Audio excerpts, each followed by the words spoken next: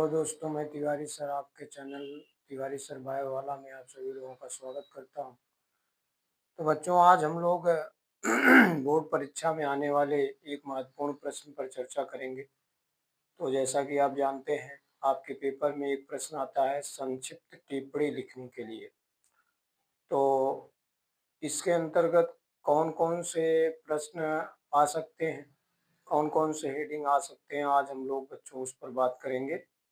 तो आइए देखते हैं। देखो बच्चों, संक्षिप्त टिप्पणी कुछ इस तरह के प्रश्न के रूप में आ सकते हैं, जैसे कि यहाँ पे लिखा हुआ है निम्नलिखित पर संक्षिप्त टिप्पणी लिखो बच्चों। तो पहले प्रश्न का चुनाव किया है, अनिषेक फलन पर संक्षिप्त टिप्पणी लिखिए। अनिषेक फलन बच्चों आप लोग पढ़ चुके हैं। दूसरा है बच्चों असंग जनन पर संक्षिप्त टिप्पणी लिखिए। मासिक चक्र पर संक्षिप्त टिप्पणी लिखो। इसी तरह बच्चों अगला है परिवार नियोजन पर संक्षिप्त टिप्पणी लिखिए। एमटीपी पर संक्षिप्त टिप्पणी लिखिए। मेंडली विकार पर संक्षिप्त टिप्पणी लिखिए। मानव जीनोम पर संक्षिप्त टिप्पणी लिखिए। उत्परिवर्तनवाद पर संक्षिप्त टिप्पणी लिखिए। इंटरफेरॉन पर संक्षिप्त टिप्पणी लिखिए।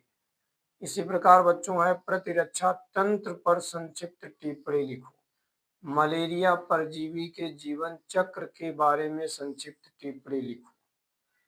एस्केरियासिस पर संक्षिप्त टिप्पणी लिखिए। इसी तरह बच्चों बायोगैस पर संक्षिप्त टिप्पणी लिखिए। वाहित मल उपचार पर संक्षिप्त टिप्पणी लिखिए। केडवन पर संक्षिप्त टिप्पणी लिखिए। क्लोनिंग संवाहक पर संक्षिप्त टिप्पणी लिखिए। और अंत में है बच्चों कृत्रिम इंसुलिन पर संक्षिप्त टिप्पणी लिखिए।